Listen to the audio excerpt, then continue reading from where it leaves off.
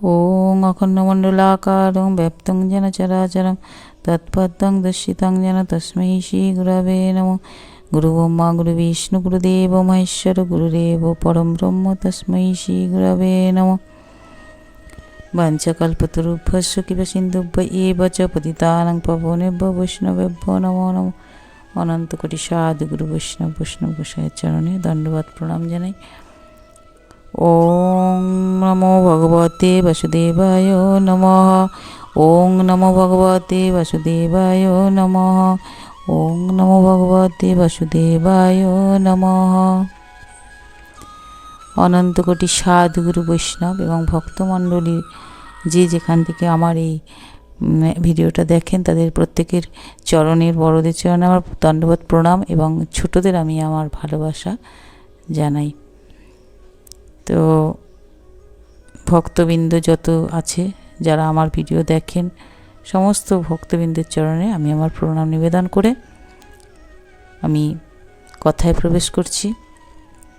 তো আজকে আমি যেটা বলবো সেটা হচ্ছে মানে হরে কৃষ্ণ মহামন্ত্র আমরা কেন জপ করব বা তার মাহাত্ম্যই বা কী এটার সম্পর্কে আজকে আমরা বলবো। তো বাবা সবাই তো মোটামুটি জানি যে হরির নামই একমাত্র কলিযুগের উদ্ধারের একমাত্র রাস্তা, এটা জানে শুনেছে। তো আমি বলতে চাইছি যে এটা সম্পর্কে আরও বিশদভাবে ব্যাখ্যা করতে চাইছি আমি। তো কলি সন্তরণ উপনিষদ বলে একটা উপনিষদ আছে, তাতে বলা হয়েছে হরে কৃষ্ণ কৃষ্ণ কৃষ্ণ হরে হরে, হরে রাম রাম রাম হরে হরে।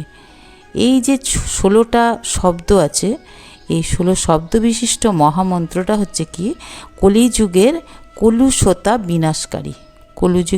কলিযুগে আমরা তো সঠিক কত আমাদের অন্যায় পাপ কত রকম মানে ভাবে মানুষ জীবিকা অর্জন করছে, নানা রকম পাপে জর্জরিত।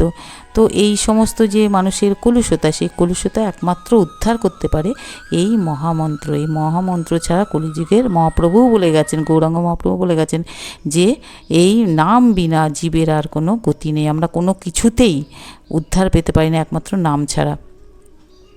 তো বলছে যে নারদ পাঞ্চরাত্রেও কিন্তু ওই একই কথা বলা হয়েছে, হ্যাঁ, যে হরে এই যে মানে 16 নাম 32 অক্ষরের এই যে মন্ত্রটা, এর যে 8টা অক্ষর আছে হরে কৃষ্ণ কৃষ্ণ কৃষ্ণ হরে হরে, হরে রাম হরে না এই যে 8টা অক্ষর আছে, এই 8টা শব্দে কি আছে মানে আমরা যে সমস্ত বৈদিক ক্রিয়াকর্ম করা হয় না, যাগযজ্ঞ যা কিছু করা হয় বৈদিক, যেটা ব্রাহ্মণরা করে ব্রাহ্মণদের, তো সেই সমস্ত আমরা পূজা অর্চনা যাই করি না কেন, এই সব কিছু ক্রিয়াকর্ম মন্ত্র এবং জ্ঞান, হ্যাঁ, সব কিছু কিন্তু এই হরে কৃষ্ণ কৃষ্ণ কৃষ্ণ হরে হরে এই 8টা শব্দের মধ্যে কিন্তু এই সমস্ত কিছুই কিন্তু লিপিবদ্ধ আছে। অর্থাৎ এই যে 8টা অক্ষরেই আমরা যদি জপ করি তাহলে আমাদের কিন্তু যাগযজ্ঞ থেকে শুরু করে সমস্ত কিছু কিন্তু আমাদের হয়ে যাবে এবং এর থেকে আমাদের ঈশ্বর উপলব্ধিও আসবে এবং জ্ঞান অর্জন হবে আর কি। তো যে শ্রীমদ্ ভাগবতের আরেকটি শ্লোকের তাৎপর্য এই যে যিনি দ্বিস্বর বিশিষ্ট হরিনাম কীর্তন করেন তিনি ঋক অথর্ব যজু সাম, হ্যাঁ, এই সমস্ত যে 4টে বেদ আছে সেই 4টে বেদই কিন্তু তার মানে উপলব্ধি হয়ে যাবে যদি এই মহামন্ত্র উচ্চারণ করে। নারদীয় পুরাণ এর একটা শ্লোকে আছে যে কলহময় কপটতাপূর্ণ যুগে, মানে কলিযুগ তো তাই, মানে মানুষের সঙ্গে ঝগড়া করছে, অশান্তি করছে, বা কেউ কারোর ভালো দেখতে পাচ্ছে না, কারোর ভালো দেখলে মানুষের নিজের মানে জেলাসি অর্থাৎ তার হিংসা হচ্ছে। তো এই যে এইটা কলিযুগের ধর্ম, তো এই যুগে এইরকমভাবে মানুষ চলছে। তো এই যে কলহময় এবং কপটতাপূর্ণ এই যে যুগ কলিযুগের পবিত্র হরিনাম কীর্তনই সংসার উদ্ধারের একমাত্র কিন্তু উপায়। আমরা এই সংসার জীবন থেকে যে উদ্ধার পেতে হয়, অর্থাৎ জন্ম মৃত্যুর চক্র থেকে যদি আমরা বেরিয়ে যেতে পারি তাহলেই তো আমরা ঈশ্বর প্রাপ্তি হতে পারি। তো সেটাই একমাত্র উদ্ধারের একটাই রাস্তা হরির নাম, অন্য কোনো পন্থা নেই। তা সত্য ত্রেতা দাপর যুগে সদ্গুরুর পরম্পরায় কী করত, মানুষ ব্রহ্মের আরাধনা করত, সদ্গুরুর মানে পরম্পরায়, গুরু পরম্পরায়। তো এখন হচ্ছে ওই অধক্ষজ ভগবান, ওকে ভগবান বিষ্ণুকে অধক্ষজ বলা হয়েছে। তো এর উপলব্ধির একটা রাস্তাই ছিল যে সদ্গুরুর আশ্রয় নিয়ে গুরু শিষ্য পরম্পরায় এই ব্রহ্মের আরাধনা করা হতো। কিন্তু এই কলিযুগে এই মানুষ কি হয়ে গেছে, মানে আমাদের কলুষতায় পূর্ণ হয়ে গেছে, মানুষের বিশ্বাস কমে গেছে, সেই জন্য কী করছে, সব কিছু যুক্তি তর্কে দিয়ে হিসাব করতে চায়। তো এই যুগে জনগণের গুরু শিষ্য পরম্পরার আগ্রহ কমে গেছে। সবার কথা বলছি না বাবা, ভালো মানুষ তো অবশ্যই আছে, ভালো বৈষ্ণব, ভালো ভক্ত অবশ্যই আছে, মানে বেশিরভাগ মানুষকে কলি কিন্তু গ্রাস করে নিয়েছে। তো তাদের কি হচ্ছে, গুরুকেও মানতে চায় না, বা গুরু শিষ্য পরম্পরা যে তাকেও মানতে চায় না। তো যাই হোক, পক্ষান্তরে যুক্তিতর্কের অনেক পন্থা তারা উদ্ভাবন করছে, অর্থাৎ তারা কি নানান রকম যুক্তি খাড়া করে, এইগুলো সম্পর্কে নানান রকম যুক্তি তর্ক তারা খাড়া করতে চায়। তো এই পরব্রহ্ম অধক্ষজকে উপলব্ধির স্বতন্ত্র পন্থা বেদ অনুমোদিত নয়। অর্থাৎ আমরা কিন্তু এই পরব্রহ্মকে যদি জানতে হয় তাহলে বেদের মাধ্যমে, অর্থাৎ এই যে বেদে যে সমস্ত আছে, যাগ যজ্ঞ পুজো আচ্ছা এই সেই যা আছে ব্রাহ্মণরা করে, তার মাধ্যমে কিন্তু এই ভগবানকে উপলব্ধি করা কখনোই সম্ভব নয়। ওটা একটা পন্থা। আচ্ছা, অদ্বয় তত্ত্ব বাস্তব বস্তু পরম ব্রহ্ম হইতে অবতরণ করে। তাহলে অদ্বয় তত্ত্ব কী করছে, এই পরব্রহ্ম থেকে কিন্তু আসছে। অদ্বয় মানে যেটা দ্বিতীয় কিছু নেই, অর্থাৎ ভগবানের কথা বলেছে। অদ্বয় স্তর হইতে প্রবাহিত হয়ে আসছে, এটা তাকে আরোহ পন্থায় অনুভব করতে হয়। তাহলে আমাদের ভগবানকে পেতে গেলে কি করতে হবে, যে আমাদেরকে অনুভব করতে হবে, এটা অনুভবের বস্তু। এটা কিন্তু যাগযজ্ঞর মাধ্যমে ভগবান এসে দাঁড়িয়ে গেল, যেটা সত্য দাপরে হয়েছে, তো সেগুলো কিন্তু আমাদের এই কলিযুগে সম্ভব নয়। সেই জন্য আমাদের কি করতে হবে, যে এক হরির নাম হচ্ছে আমাদের অবলম্বন করতে হবে। হরে কৃষ্ণ কৃষ্ণ কৃষ্ণ হরে হরে, হরে রাম রাম রাম হরে হরে। এটা হচ্ছে কি অপ্রাকৃত শব্দ তরঙ্গ, এটাকে বলছে শব্দ ব্রহ্ম।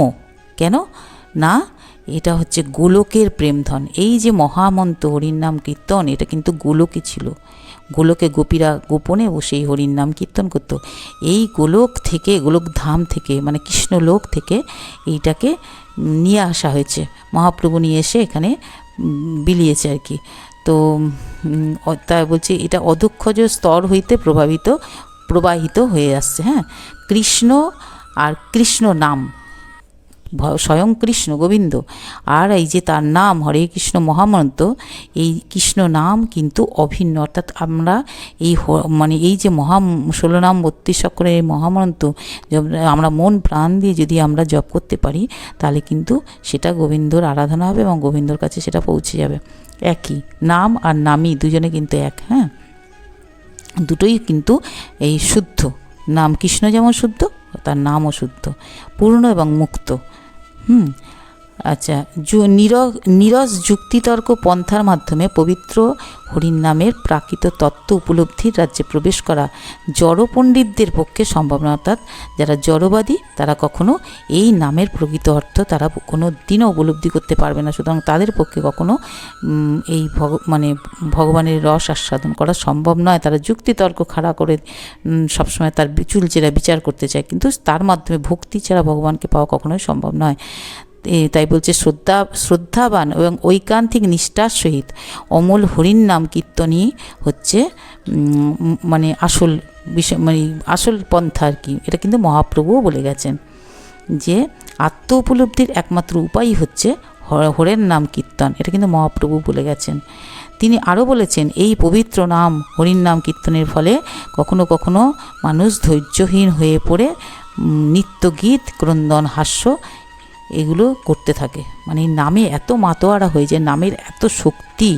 ঠিকভাবে যদি কেউ এই হরির নাম জপ করতে পারে, তো মানুষ মানে একদম নামে মাতোয়ারা হয়ে নিত্য গীত করতে থাকে, হাসতে থাকে, কাঁদতে থাকে, এবং ভগবত প্রেমময় স্তরে উন্নীত হন আর ভগবত প্রেমে উন্মত্ত হয়ে যায়। তো এই সাধারণ মানুষ কি ধর্ম অর্থ কাম মোক্ষ এই চারটেই চায়, তো এই যে শিবের পুজো করে কিসের জন্য, ধর্ম অর্থ কাম মোক্ষ, যেটা নাকি শিব দিতে পারে।